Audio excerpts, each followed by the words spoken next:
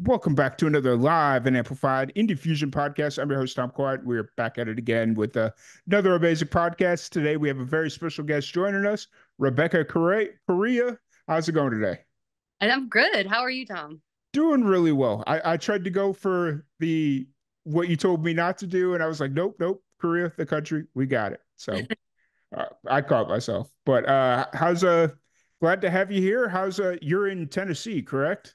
At the moment, yes, I'm in Nashville. Yeah. How's Nashville treating you? It's good. It's been a gorgeous day. The weather is just divine this time of year. In October, it's my favorite time of year here. Nice. It's I'm in Central Texas and it's still hot. Oh boy. Yeah. Oh, We got a little bit of a cool down, but it ain't gonna last long. So, I hear you. I have some family in the Houston area and okay. whole different ball game down there. Right. But excited to have you here. You've been super busy, which is always fun to see. You got a new music video, you got a new single. I mean, I guess technically you have two new singles. One of them just happens to have a music video. Yeah, we actually put out a recording last month, a song, Hmm. Rose Colored Glasses with my Hmm. friend Lily May. And that has a video. And then this past week, we released another single, the first single for my upcoming record. Um, Hmm. that actually does have a video that we're debuting next week. So Okay. So 16. just extra busy then. Yes. Yeah. Very. Awesome. So how does this kind of all work out? Because I mean, obviously, like less than a month in between singles release, less than a month between music video releases. Is this kind of how you like to put music out, or where's kind of the thought process? So I had been working on music for I've been working on music my whole life, but Mm-hmm. I'm working on this album and this previous single that I put out last month, Rose Colored Glasses. Um, and I had compiled a lot of work. So now I'm in this phase of about, once a month I'm putting out a single, and then about a week later we have a video or a lyric video that goes along with Mm-hmm. that. And then eventually I'm leading up to releasing my record on November 15th is the plan. Nice. So rose-colored glasses won't be on the record, but your new single that just dropped Friday will be. Correct. Okay. So want to listen and see the music video, you can see the music video for Rose Colored Glasses on YouTube right now. And all streaming sites have Rose Colored Glasses. And then the full EP that I put together, I did a Kickstarter back in March. My friend Hmm. helped me raise money to put this record out. So this month is technically the first single, which is Speak to a Girl featuring Shy Carter. Nice. And what's the story behind Speak to a Girl? We'll just kind of start there since that's the most current one. Yeah, I adore that song. The first time I heard it on the airwaves, Faith Hill and Tim McGraw put it out back in 2017, and it just really touched my heart. The message, it just really resonated with me. And fast forward to about 2 years later, I was playing a show in New York City, and after I finished, I got off the stage, and a gentleman came up to me and was complimenting me on my performance and really connecting musically. And it turned out to be Shy Carter, who is actually one of the writers of Speak to a Girl. So when we made that connection that night, he brought that song up, and I just was over the moon because that song had really meant so much to me, and to meet somebody who is an intricate part of the creation of that song was so special. So we started collaborating after that, and I kept asking him if one day we could maybe go into the studio and record our version of the songs, Hmm. performing it live at different venues. And it was always one of my bucket list things, is to record that with Shy, and so we did for this record. Nice. And is that kind of the angle you're going with this record is more cover songs, or is this just kind of like a one-off situation? This is a great question. This is actually most of the music that I put out are originals. So most of the Hmm. originals, with the exception of this song. And I don't often do cover songs, but this song felt so personal that it felt in a way like it was an original. This, the message in it was something that I, had wanted to express myself. So in that respect, I adopted it in that way. Nice. It's always cool and interesting to kind of hear musicians' interpretations of songs and put it out, even though it is a cover song.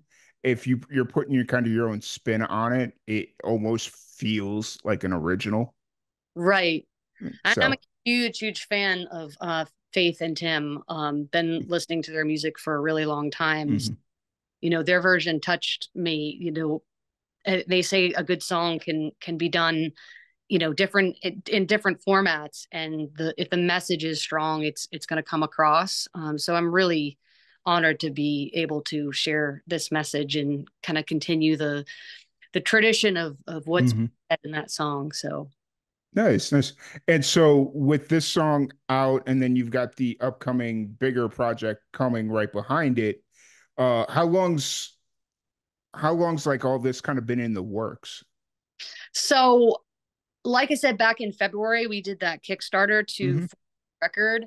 So, that was the real beginnings of it coming to Okay. life. But I had been brainstorming with my team since probably November or December of last year. Hmm. So this is really a year in the making, coming to fruition and coming to be.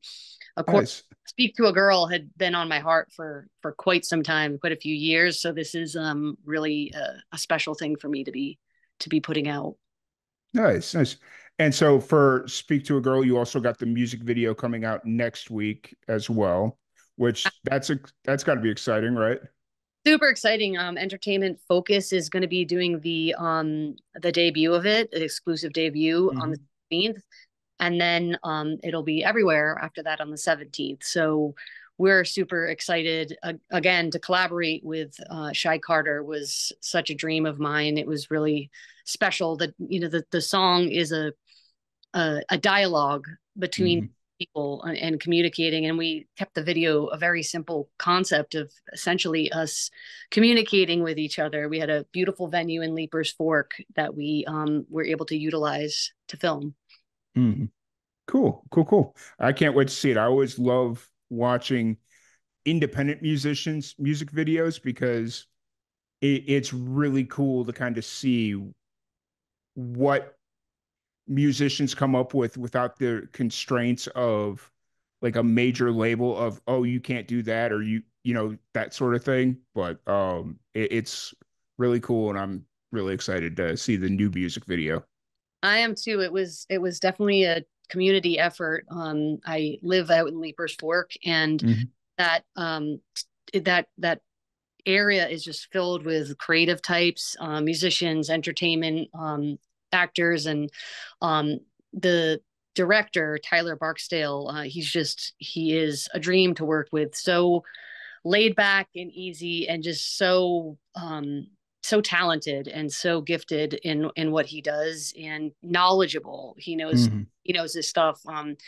And my photographer and friend, that she really has helped me put together a lot of my projects. Megan Aileen, she helped taking pictures and help us be that third party to really help us make sure that everything was lined up correctly and artistically appropriate. So it was really cool to work with all my community for this and leap. Hmm.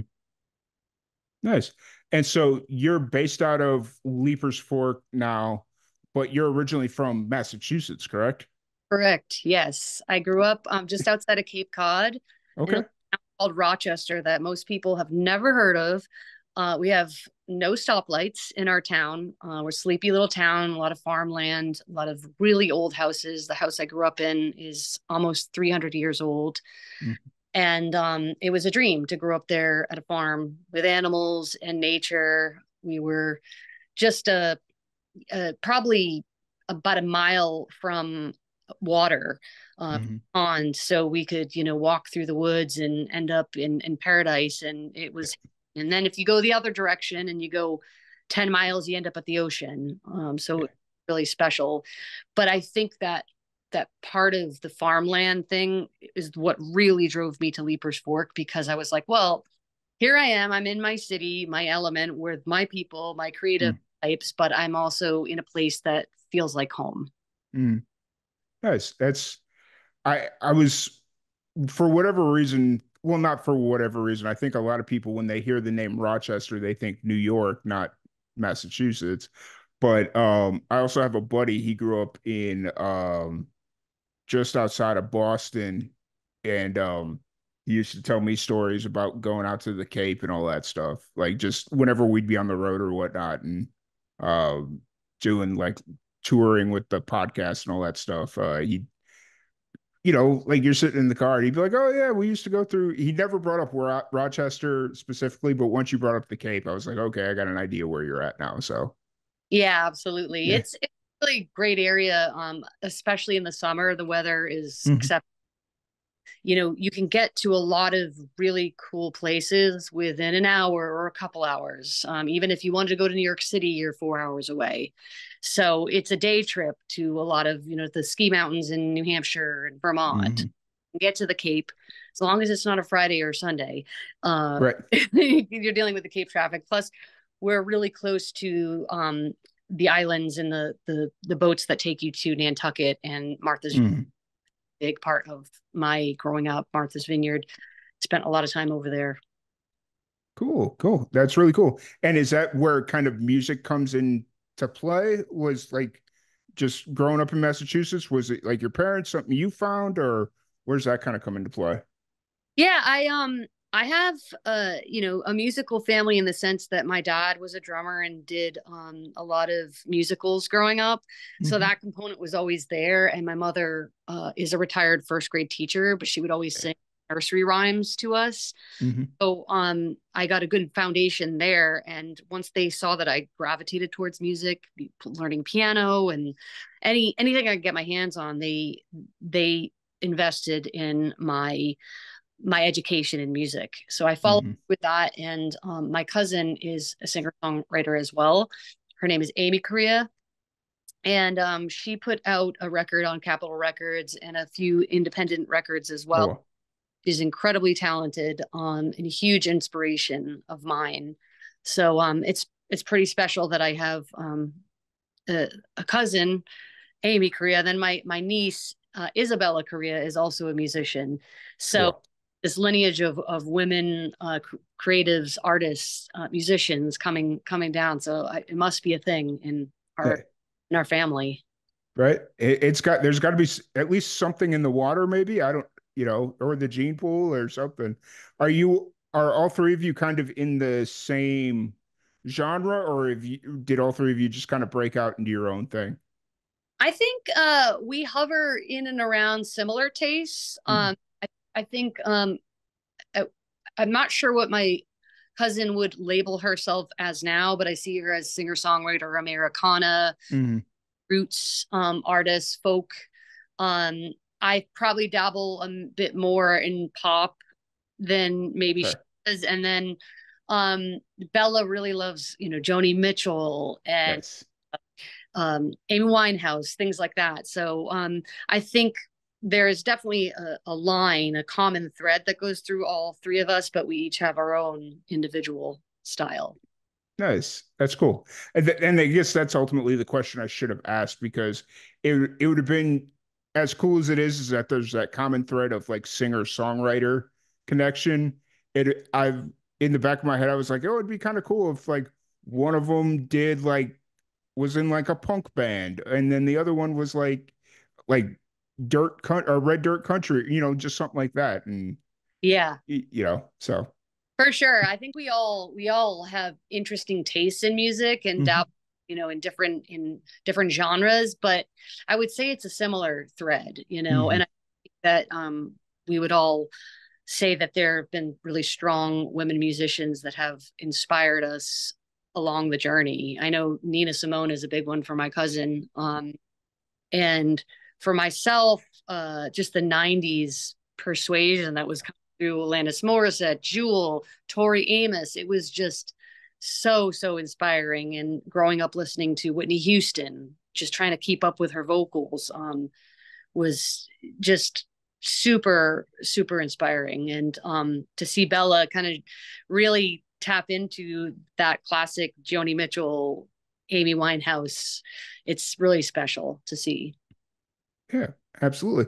And so you're based out of Tennessee now. How long have you been in Leapers Fork? So I've been coming to Leapers for almost 16 years now. Okay. And I found it early on the first year that I had moved here to Nashville and just fell in love and was spending more and more time here and gravitating to this place. And eventually, I, started living out here. So it's been a stretch. How long does it take you to get into Nashville? Like, I'm not 100% familiar where Leapers Fork is, so Well, Leapers is about 30-35 minutes okay. down Hillsborough to get to downtown. Um, we're a little bit, I'm not off of I'm not right in Leapers Fork, but far from there. So I would say about 25 minutes from where I'm at. Okay, gotcha. Yeah, because usually I'll stay over by like the airport. Hmm. Like I don't like paying Nashville prices for it, like hotels and stuff. So I'll go down either down by the airport or stay in like way south, like 20, 30 minutes south. Yeah. Um, so I know that area all right, but other than that, I really don't know much around Nashville. So I've spent some time in, Percy Priest, that area. mm, Had a dear friend that used to live here the first few years that we were here. And just good memories yeah, of that part of town. yeah, absolutely. It's a Nashville's a really cool area. I like visiting. I need to stay for more than 4 days Yeah. just to see if I could really like it like that. So Yeah, it's funny because when I first moved down here, I for a long time was in a routine of basically 6 months and 6 months. I'd be here for the fall into spring, and then I'd yeah, go play hundreds of shows in the summer. And now lately, I've been in days of like, how can I be here more? How can I be here more? And right, I'm starting to, have the gravitational pull of being here more, fully. yeah, absolutely. It's as we kind of move on in our lives, the focus kind of changes. Like your passion is still there, but it's like, eh, I don't need to be on the road that much, so I'm good, you know? Sure, for sure. And there's just so many inspiring people and ways to create here that are just Mhm. fingertips, where it's definitely more spread out up there. So I definitely have, family up there and places that I adore and venues that I love playing, but I'm just more and more gravitating towards the rolling hills of Right. Tennessee. Right. 100% agreed. And that's kind of where I'm at is like, I need to get back out on the road because I really love it right now. It's like whenever I get the opportunity to spend 5 days on the road, I like leap at it.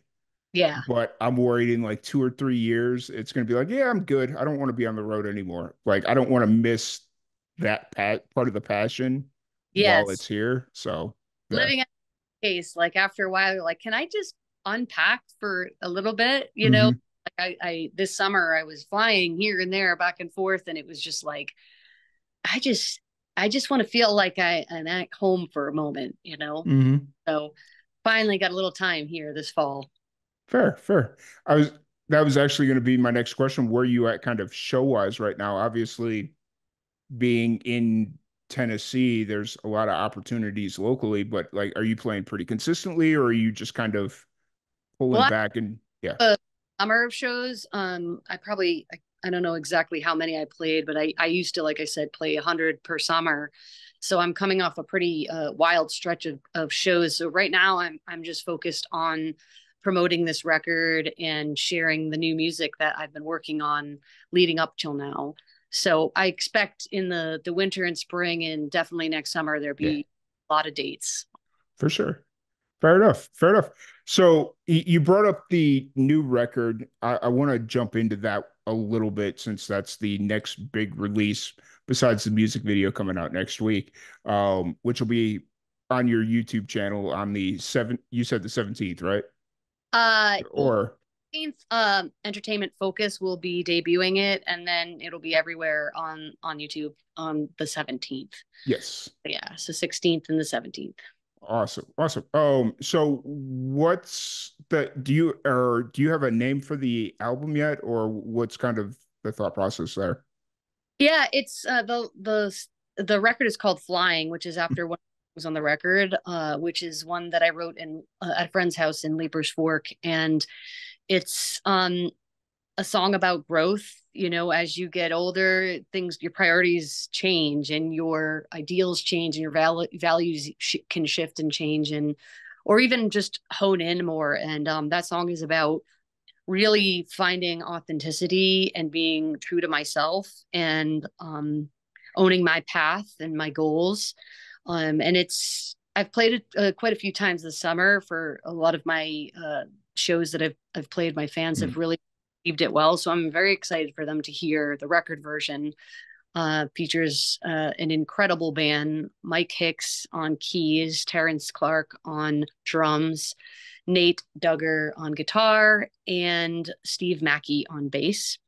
And then uh, my friend Butch Walker, who is also a Leapers Fork person, um, is singing background on on that song on the record.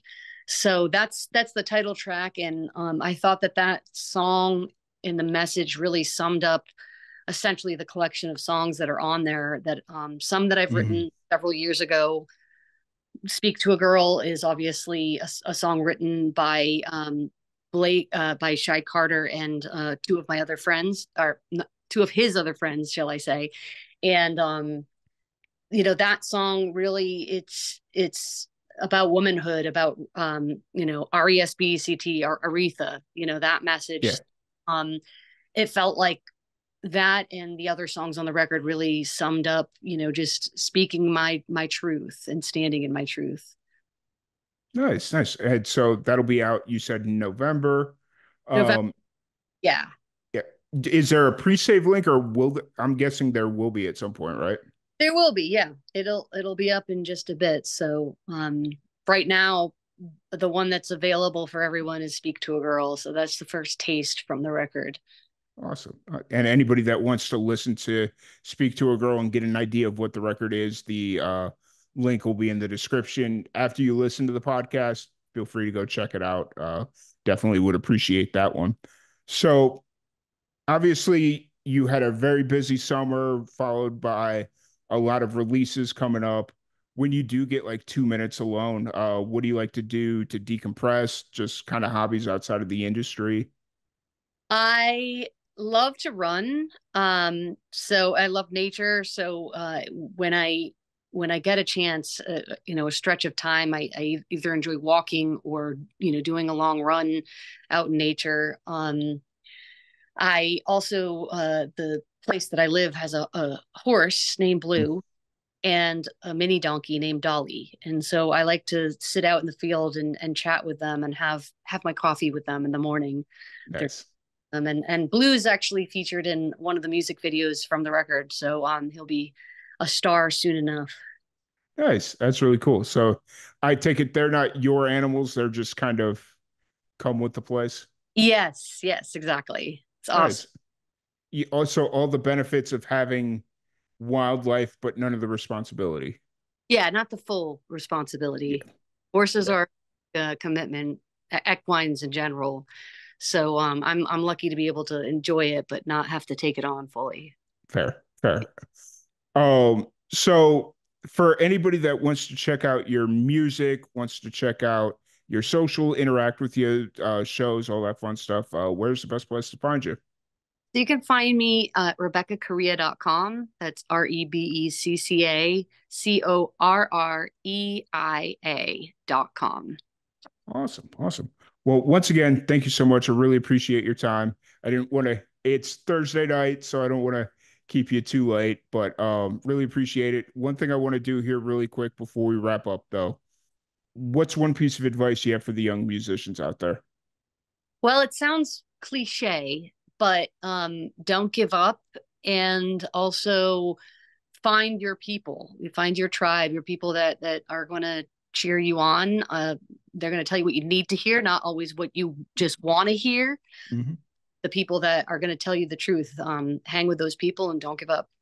Yeah, for sure. Yeah, honestly, I don't, whenever I ask that question, that's not usually the response you get. Like it's the simplest and honest response, but usually it's like be authentic or, like whatever it is. But what you just said is probably the most authentic, simplest response ever. So I Oh, appreciate it.